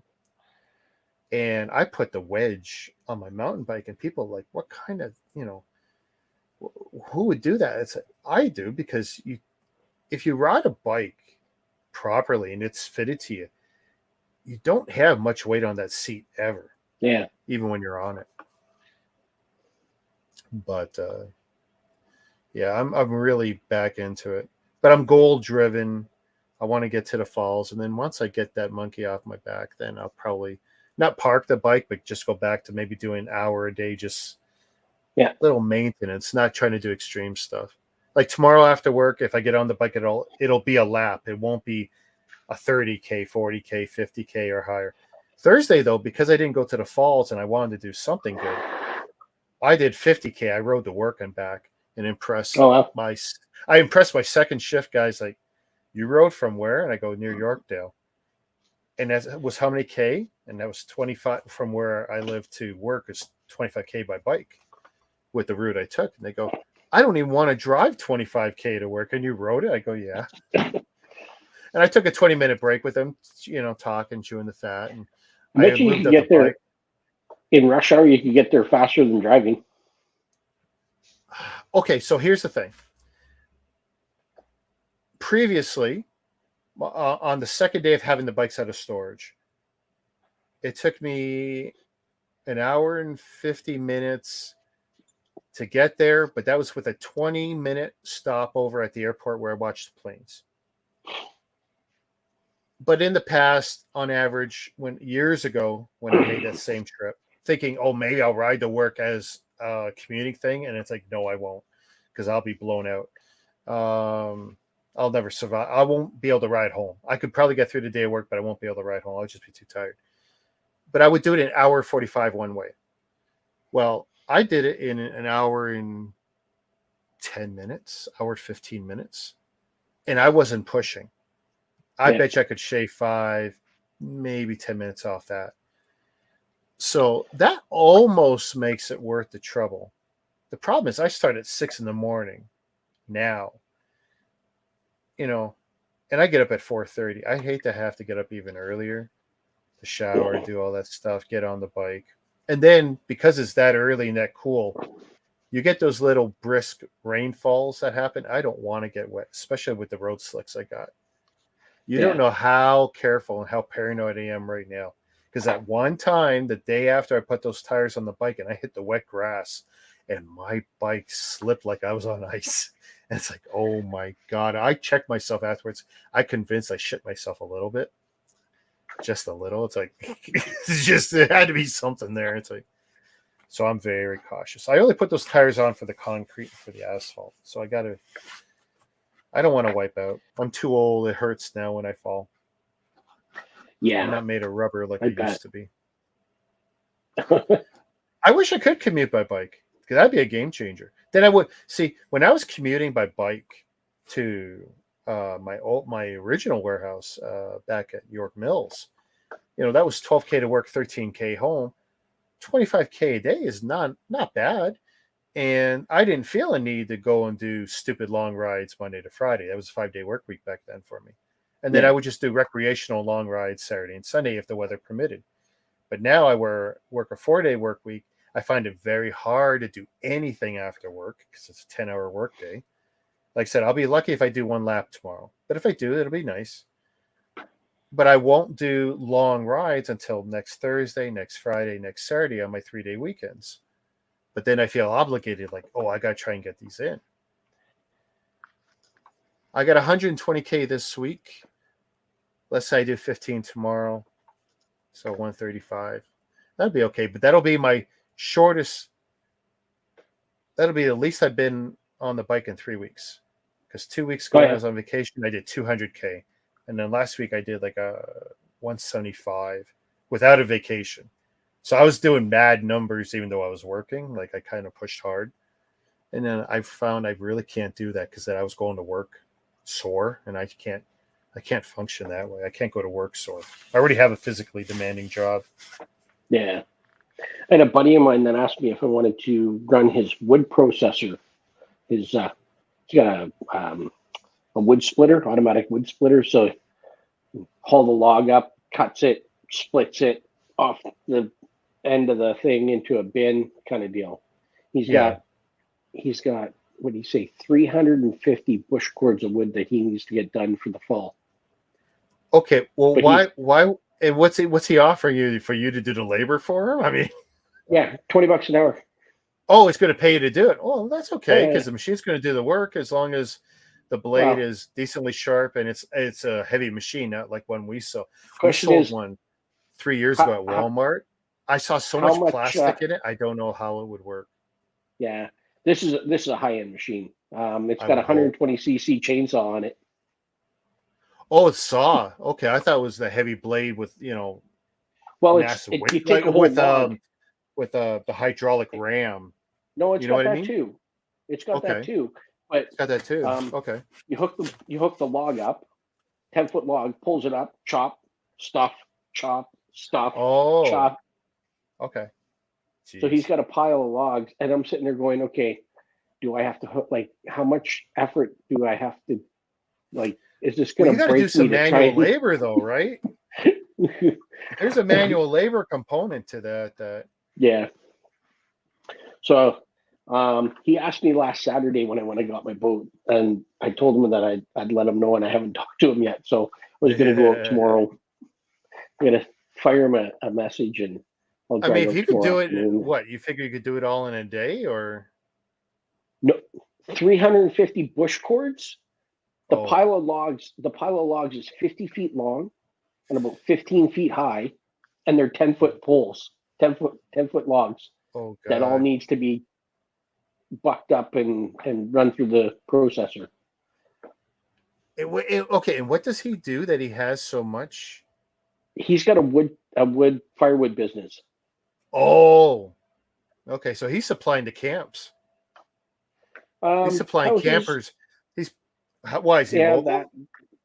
Like he's residential? He Oh, does he's in Kingston. residential. Okay. Yeah, and he'll deliver, right? Like he doesn't stack it, but he's got these big canvas bags, and he puts the bag on the back of his trailer with his. He's got a crane that picks up these canvas bags, drops it on the trailer. He'll drive out to somebody's house, back into their driveway, and then charge them.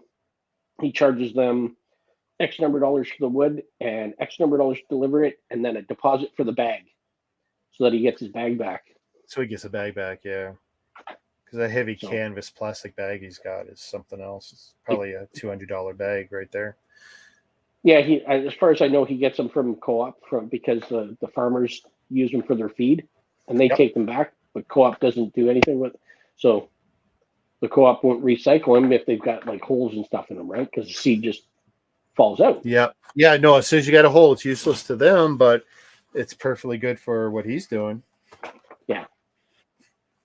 Oh, that's it. I love hearing stories like that because I love seeing stuff not get wasted. But he started this business a couple of years ago, and he put into the Kingston Economic Development Corporation for a startup grant. Wrote a business plan, got a grant, and they paid for his processor. Wow. So, yeah. Jeez. Now, I was telling you that we had that log splitter at Walmart, and the whole thing, it was scary. I bet you it was 120 pounds, which to me is way too light for something that's supposed to split logs. And there was too much plastic in it. There's just no way that was going to be a good. I have the Princess Auto version in my shop right now. And you got it embedded in the concrete or bolted to the ground or? No, I'm turning it into a little mini forge press for squishing steel. Heat your steel up, put it in. So you're definitely creative. Yeah, it was supposed to be a cheap fix. I always get going on something and I'm like, yeah, this isn't going to do exactly what I want it to do. So I turn around and I go big. So I ended up going with it. I went from the little 4-ton log splitter press, to a 12-ton massive behemoth. So that was supposed to be ready yesterday, and it wasn't. They hadn't even started welding on it. So do you ever go to those industrial auctions to look for equipment? No. Eh? Usually, Aaron, a lot of the times, those things are broken, and you're just buying somebody else's headache. See, I feel when it comes to used stuff in general, I feel that way. It's like my wife, we're talking about second car. And it's like, this is how we got started in automobiles. We had a mechanic look at a car. He told us ABC was wrong with it. The dealer fixed ABC perfectly. D, E, and F was wrong with the car, and it caught fire the first night she drove it home. A, B, and C were fixed. And pretty much ever since I felt snake bitten when it comes to used anything, really. Yeah. I prefer new and not to have someone else's problems. I've passed up a lot of really good used deals sometimes. I'm totally happy with the car that we have. I bought a Mazda 3. Would have been 2018, fall of 2018, I think it was. Is that the car or the van? Car. Mazda 3. And was it? Car. Yeah, and what's the van? The 5 is the sport crossover thing. Okay. So, but we bought the 3. Well, I had a little Dodge Caliber in it. The timing belt went on it, and because when the timing belt goes, you end up getting pistons into valves and destroys everything. So, we didn't bother buying another one because we both had the motorcycles. So we rode the motorcycles for the summer. And after that, bought the car in the fall. And I picked the car up from. There's a lady and her husband. They were selling the car out of Toronto. Where did I meet her? There was a motor vehicle MTO place. I want to say something like Fairfield or something. Can't remember. Not familiar. I don't know. Where's the other Lego store? There's 2 Lego stores, right? There's one at Yorkdale and there's Fairview, Fairview. Sherway. Okay. Fairview. It was up by Fairview. Fairview. So I met her up there, and yeah. But I mean, it was great. And we have a family friend who's somebody they tried go to out and get lowball used them. cars for $1,000, and they'll last them 2 or 3 years. Well, and the first major mechanical, then they'll toss it and they'll get another one. Yeah. That's a pretty good deal if you can get a couple of years out of $1,000 car. Yeah. I just can't drive a car that's that unreliable. I love the idea of I push a button, a car starts, and it maybe it was 27. I think it was 2017. We rode the motorcycles for the summer of 2017, and then in the fall I bought because the car is a 2014, mm-hmm. and it was just out of warranty, and they had just finished paying it off, and then they sold it because he bought a truck for his work, and she had a different vehicle or so. Anyway, so we bought the car off of them, and so it was only like 3 years old. And when I bought it, somebody had lowballed them at like $7,500 for it, and they just wanted to sell it and get rid of it. And I'm assuming low mileage since they had other vehicles. He drove it from where was he? He was working east of the DVP. So like almost in Pickering. He was working in Pickering, and he was driving from like Mississauga, Oakville kind of thing every day. That's a lot of commuting. Yeah. That's a lot of commuting. So it had a decent number of kilometers on it. Like I want to say like 65 or 70,000 for 3 years, maybe even a little more than that. Yeah. Anyway, they were asking 10 grand. There was a dealership here had the exact same car, all the same options, except for it had a sunroof, and the one we have doesn't have a sunroof. The dealership wanted 13.5, and they would not budge a bit. And I'm like, no, no. You won't make a deal. You won't make a deal. That's fine. So I jumped on Kijiji. I found this other one. They wanted 10 grand. The car's worth 10 grand. Like it was worth 10 grand when I bought it. No doubt about it. And so I paid him what he asked, and it came with extra tires too. You're laughing. So relatively trouble-free? Yeah, I haven't had any problems really. I replaced the brakes on it once since I got it. That's wear and tear. And that's wear and tear. My wife doesn't. Yeah, my daughter broke the front bumper cover when she was doing her driver's test because she it was wintertime and the guy says pull over. So when she goes to pull over, she runs into he goes, it's an emergency, you have to pull over now. So she pulls over and there's this slush icicle thing sticking up, and she ran into it and broke the bottom part of the bumper cover. I'm like, damn it. Yeah. So I ordered a bumper cover off of where did I get it from? rockauto.com, I think it was. And they sent it to me, and I took it to my body shop guy, and I said, just paint it. Standard. Here's the code for the car. And he took the code off the car. He shot it. When it was done, I came and I got it. I put it in my driveway, took the old one off, I swapped around all the lights. On it went, put all the clips in, and when you went, you couldn't tell.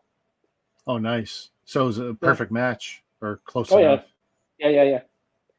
So, and then I scratched it with the snowblower that that winter. Yeah, I mean, I'm like, whatever. So, but no, this is I've done what little damage I've ever done to the cars pretty much has come from snow. Forward into, oh god damn, that snow looked a lot harder, or it turned out to be a lot harder than I thought it was. It's like, yeah. damn crunch. Well, it's because of snow that there's damage on my truck. I Yeah. had a friend who had just had a heart attack a couple of years ago, and I put my snowblower in the trailer, put the trailer on the back of the truck, and I was going over to snow, and we had a lot of snow that year. Like there was like 3 feet of snow in the driveways when we woke up. So I did mine, got out, put the snowblower in the trailer, and as I was leaving, I came out of the thing and turned the corner, and as I turned the corner, the trailer bounced off the curb and popped. I didn't have it locked in. Popped off, and I looked in. I hear. Grrr. I'm like, what? So I look up, and the trailer is off, and it's dragging behind the truck. Oh. So I slammed on the brakes, and what happens? The trailer goes into my tailgate. I'm like, Yep. no. So I dented my tailgate to like about this spot about yay big. Like, damn it. And you left it alone, I'm sure. That's not worth fixing. Yeah. What's that? You didn't fix the dent, I hope. No, because my tailgate is an aluminum tailgate. All the body on Ford F-150 in 2015 went to an all aluminum body when they went to the new EcoBoost engine. So anything from 2015 and earlier was steel. After 2015 was aluminum, so they won't rust. But if you need to replace it, the tailgate alone, even before you paint it, is $800. Yeah. Wow. Like, I will just touch it up with the red paint that I got for my canopy and go from there. Yeah. So, yeah. You can't even really tell because it's actually on. So there's a flat and then a angled piece that goes in and then another flat, and it's on that angled part so it's kind of pointing down. So you can't really see it. But now that I've said something, Nick, if you ever see my truck, you're going to look for it. Let's see. So my 2018 RAV4, my wife pulled out of our local Dairy Queen. And this is, I think, the only accident we've ever been at fault for. So she pulls out, and I'm at home, and I get the call, blah blah blah. And at this point, she's already pulled it behind the building. I don't even know how she got it home. But when she pulled out of the Dairy Queen, she wasn't looking, pulled into traffic, and it's totally her fault. And the guy hits the front quarter panel, takes out. Takes out my, what side was it? I can't remember if it was driver's side or passenger. It doesn't matter, but takes out the wheel, front quarter panel, bumper, a little bit of the hood crunched in. Yeah, that was, a good $5,000-6,000 in damage. Tell you though, fixed up beautifully. Luckily, straight up to Toyota. Toyota takes it to Auto Collision, which is another 2 blocks away, blah, blah, blah. Yeah. 3 weeks later, and that was the problem, was the time of year. It was like 3 weeks to get it back. And I got to drive who makes Touareg? Volkswagen. Yeah. And that was all-wheel, all the time drive, which was nice. But I tell you, when you're on a ramp on the highway, and you're turning, it pulls. Like you feel it pulling you into the turns. Like that was an experience. It was like relearning how to drive for me. So I was driving our little, before our little Caliber died, I went to pull out. It was just before lunch. I was really hungry and I was going to go home and eat something, and I wasn't thinking straight. And so I go and I pull out. I didn't see the guy coming down the road, and he swerves out of my way, but my bumper cover caught his, scuffed on his tire, And then Okay. his bumper had these plastic insteps on the bumper. And I clipped one of those insteps, so it kind of tore that instep. Other than that, all the damage was on my bumper cover.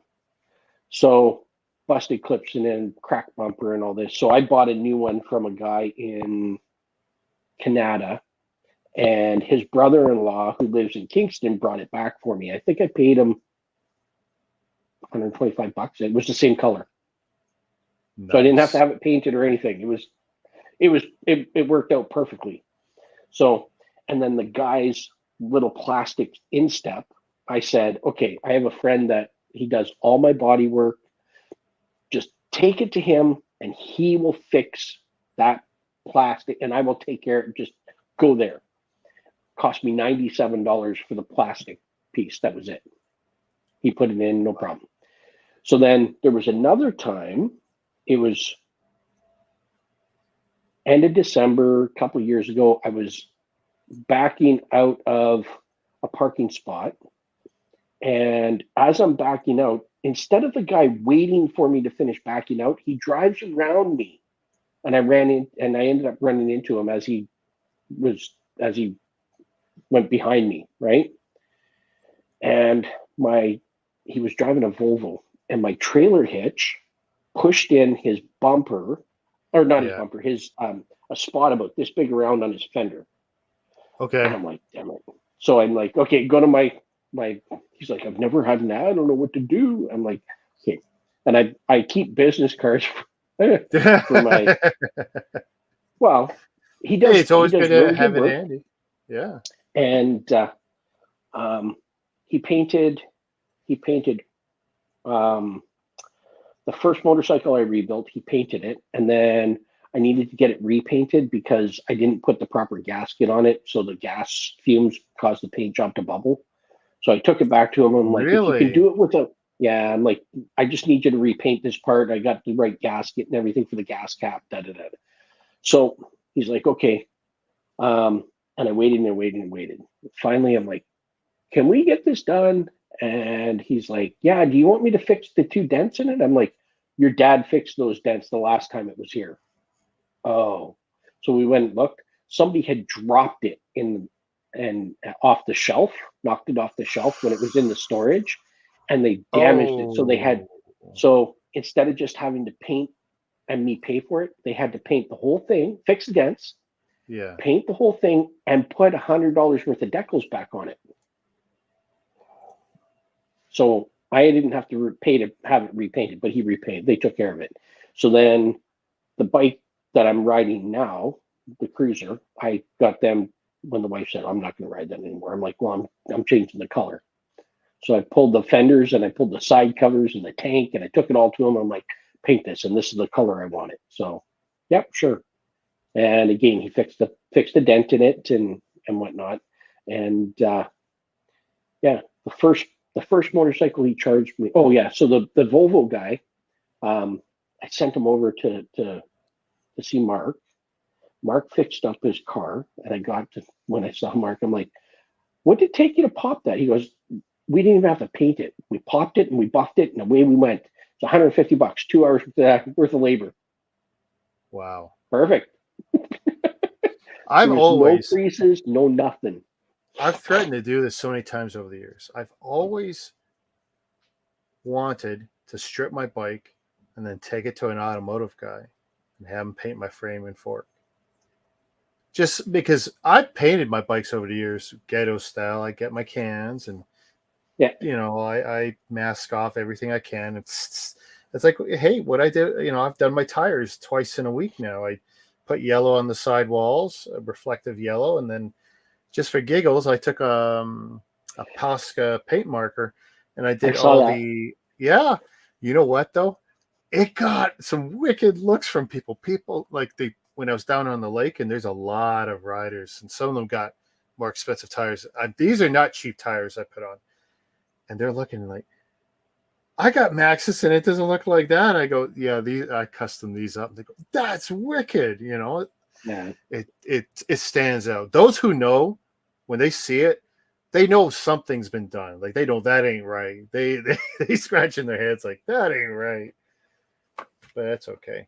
I've customized tires for years, and they always say you can't do it. It'll do this. It'll do that. So are you working on the 26th? If the 26th is Sunday, I am.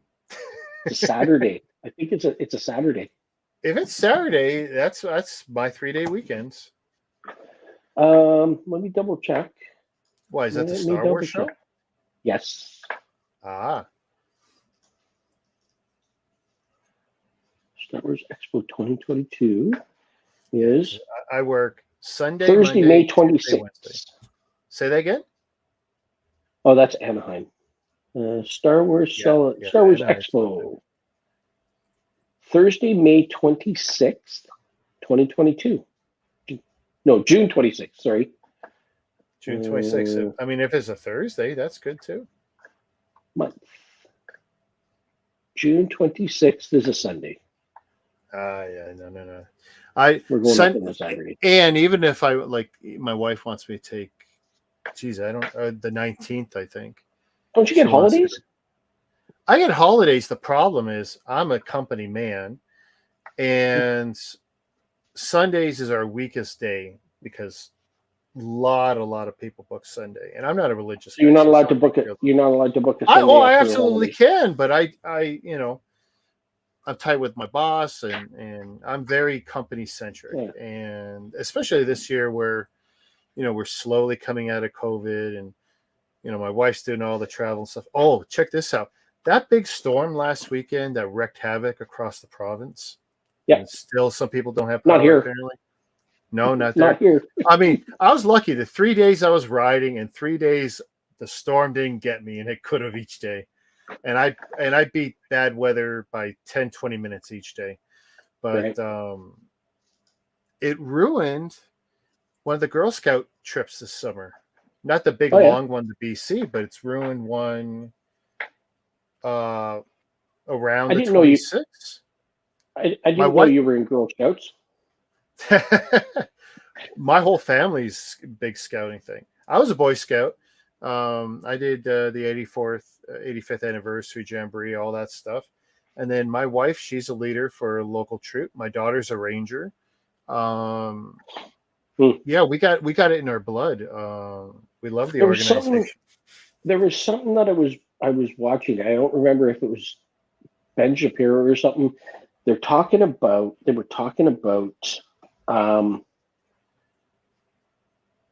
was a leftist group talking about how it's wrong to exclude girls from Boy Scouts. And he was like, right, but hang on.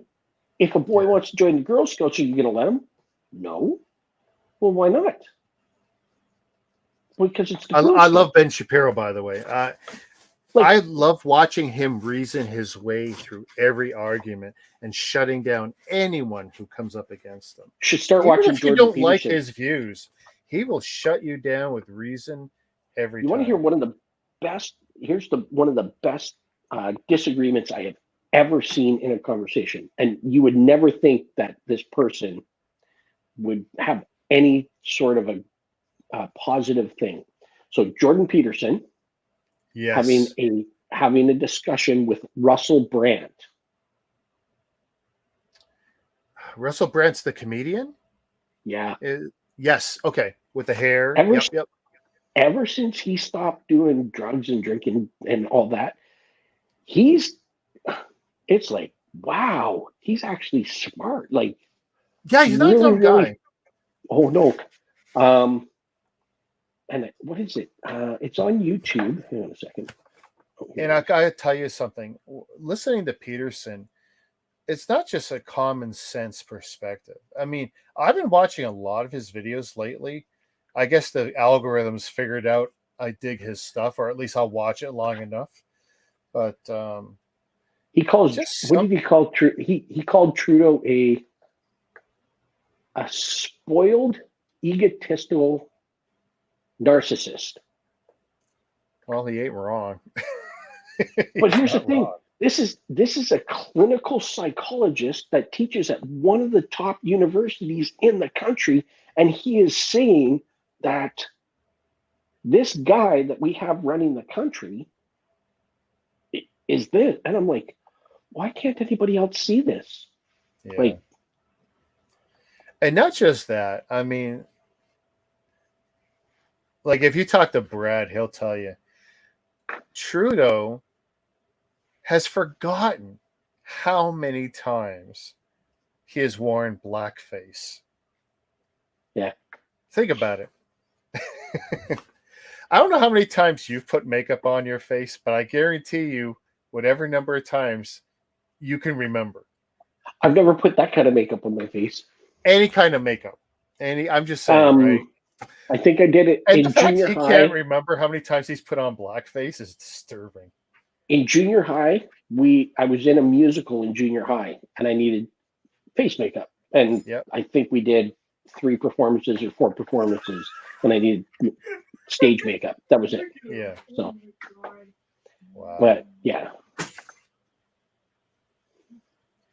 No, I tell you, Peterson is just someone I've recently clued into, and when I clued into Ben Shapiro, and I started watching and listening to his content and listening to him reason, and now I'm listening to Peterson and how he's approached. Peterson did an interview. Yeah, he did an interview the other day with Pierre Poilievre, the PC candidate. So it was a good interview. Can I find that on YouTube? Yeah, it's on YouTube. Yeah. I'll have to check that out.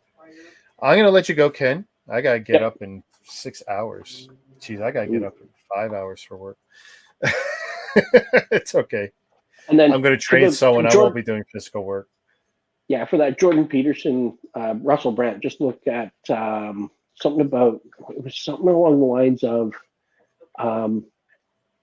the right way to have a disagreement or something like that, the right way to have a difference of opinion or something along that lines. Right. So if you do a search for Jordan Peterson and Russell Brand, and you should be able to find it. Okay. So, yeah, I'm definitely going to check that out. And then also Brant on Joe Rogan's podcast, because Brant is a vegetarian. He's like, I just don't get it. Explain it to me. And Joe's like, well, this is why I do it. And he's like, as much as I don't agree with it, I just want to know why. Why do you do it? Why do you hunt? Why do you think that you need to eat meat? Like, see, that's something, because Rogan doesn't even just eat meat. Like, he does these months where he's a hardcore carnivore, you know. Oh yeah. So that's going to be. I'm actually more interested in that than I am the Peterson segment. I'll check them both out. Yeah. So. Okay, I'm gonna go. Catch you later. Thank you, everyone. Shazam! We're out of here.